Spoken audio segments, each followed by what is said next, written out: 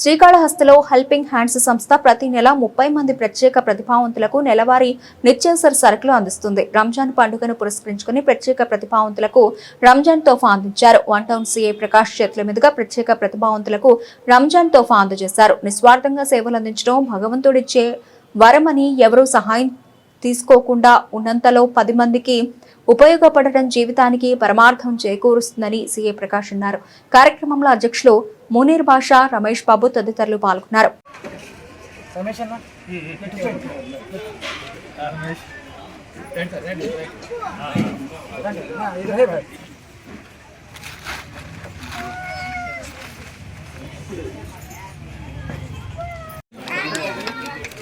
ఈ కార్యక్రమాన్ని మునీర్ బాషా గారిని తీసుకోవాల్సిందిగా కోరుతున్నాం.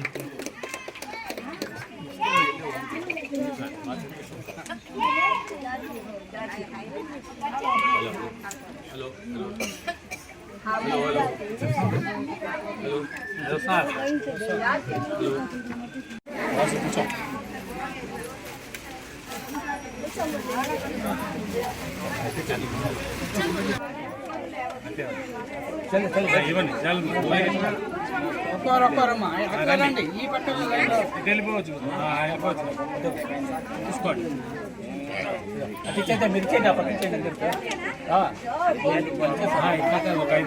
ఒక ఐదారు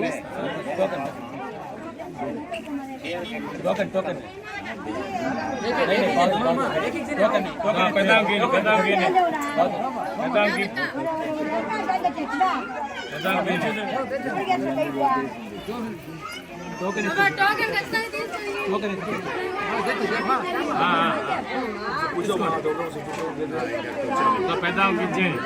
పెద్దాం గారి వెనకాల గీయండి.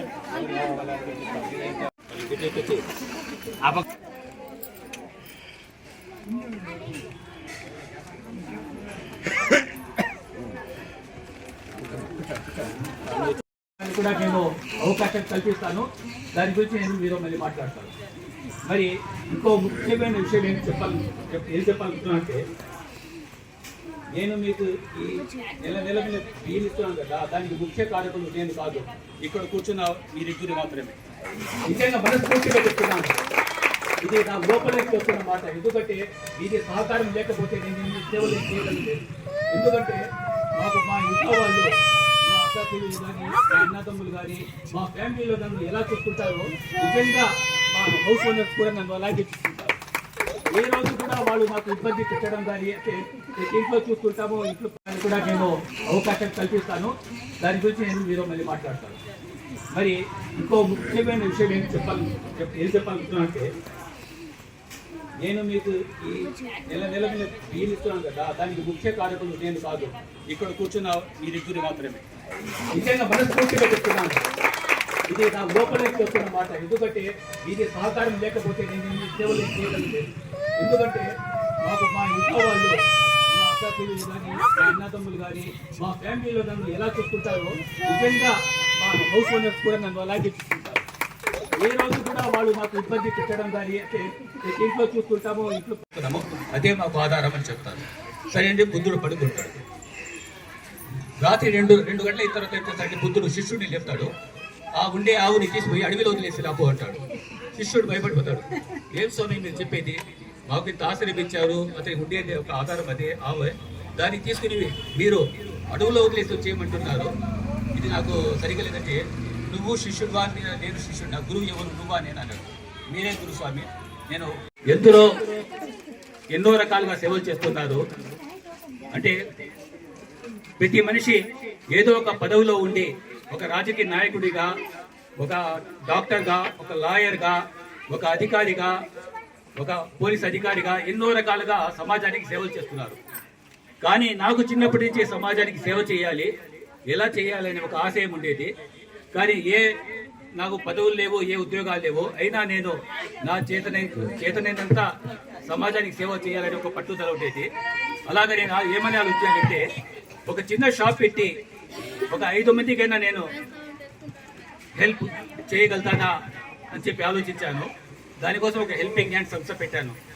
ఆ సంస్థ పెట్టిన తర్వాత నేను ముందు ఒక 5 మందితో ఈ సంస్థ ప్రారంభించాను. అంటే 5 మందికి అయినా నేను వారికి అవసరమైన వస్తువులను ఇచ్చి సేవ చేయగలుగుతానా అని చెప్పి ఆలోచించాను. అప్పుడు ఏం చేశానంటే 5 మందితో నా షాపులో వచ్చే ఆదాయంతో వారికి కావాల్సిన ఇంటి సరుకులు మొత్తం 5 మందికి ఇచ్చాను. మరుసటి నెల నేను చాలా భయపడాను. నేను ప్రతి నెల ఇవి 5 మందికి ఇవ్వగలుగుతానా, నాకు అంత శక్తి ఉందా అని చెప్పి చాలా చాలా భయపడ్డాను. కానీ భగవంతుడి సహకారంతో ప్రతి నెల 5 మందితో 6 మంది, 6 మందితో 7 మంది ఈ మధ్య ఈరోజు భగవంతుడి దయ వల్ల 15 సంవత్సరాలైంది. 35 మందికి. అందరికీ నమస్కారం. ఈరోజు హెల్పింగ్ హ్యాండ్స్ ఈరోజు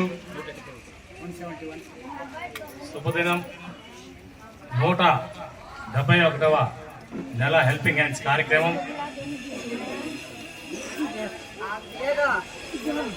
ఉగాది, రంజాన్ కలయికతో పక్కపక్కన వస్తున్న ఈ శుభతరుణంలో అదేవిధంగా మన సంస్థ వ్యవస్థాపకులు మునీర్ బాషా గారు కుల మతాలకు అతీతంగా అందరినీ కలిపి ఈ కార్యక్రమాన్ని 175 నెలలుగా నడిపిస్తున్న ఈ కార్యక్రమానికి వారి విలువైన సమయాన్ని వెచ్చించి మన శ్రీకాళహస్తి మంటం సిఏ గారు మనకి ఇక్కడికి ఇచ్చేశారు.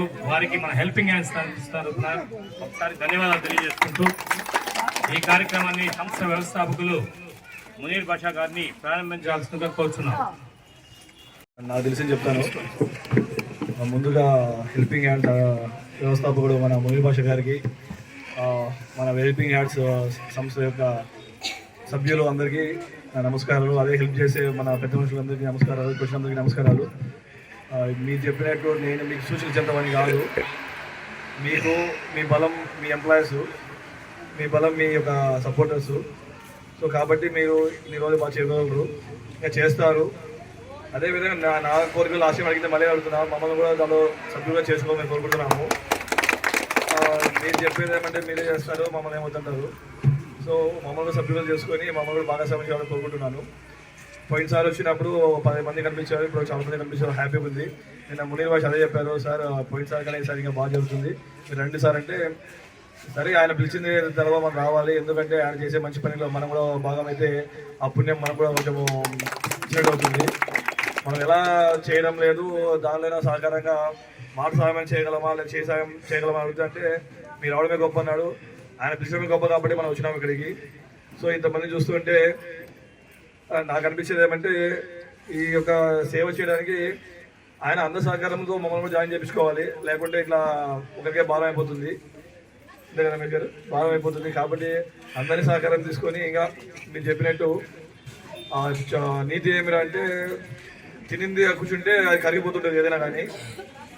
దానికోసం మనం పాటుపడితే తినిన దానికి కష్టపడడానికి కొంచెము ఫలితం ఉంటుంది. కానీ కొంతమంది వికలాంగులు ఉన్నారు కాబట్టి మీరు మీకున్న టాలెంట్ ఏదైనా ఇంట్లో కూర్చొని చేస్తే దానికి మునీర్ బాషా సాయం చేస్తానని చెప్పాను. కాబట్టి మీ ప్రయత్నం మీరు చేయండి. దానిలో ఏదైనా నా సహకారం నేను ప్రయత్నం చేస్తాను. సో ఇలాంటి కార్యక్రమాలు రావడం నాకు సంతోషంగా ఉంది. ఎక్కువ టైం వేస్ట్ తెచ్చుకోలే. రేపు ఉగాది రంజాన్ ఉంది కాబట్టి ఇలాంటి టైంలో పెట్టడం చాలా సంతోషంగా ఉంది. ఎందుకంటే ఇది ఒక మతానికి సంబంధించినది కాదు, ఇది సేవ కార్యక్రమం కాబట్టి మంచి కార్యక్రమము. సో నేను మళ్ళీ మీ ఎంప్లాయీస్కి మళ్ళీ థ్యాంక్స్ చెప్తున్నా. మీరు చాలా బాగా చేస్తున్నారు. సో అట్లా సపోర్ట్ చేయండి. నేను మన షాప్ చూసే అర్థమైంది, ఆ చిన్న షాప్లోనే ఇంత చేస్తున్నాడంటే ఇంకా మీ సహకారం అనేది కాదు అది. సో మీరు బాగా చేస్తున్నారు. మీకేమైనా హెల్ప్ ఉంటే చెప్పండి, నేను చేస్తాను. So thank you. ఈ సౌకర్యం ఇచ్చినందుకు మరి ఒకసారి ధన్యవాదాలు చెప్పుకుంటూ థ్యాంక్ యూ.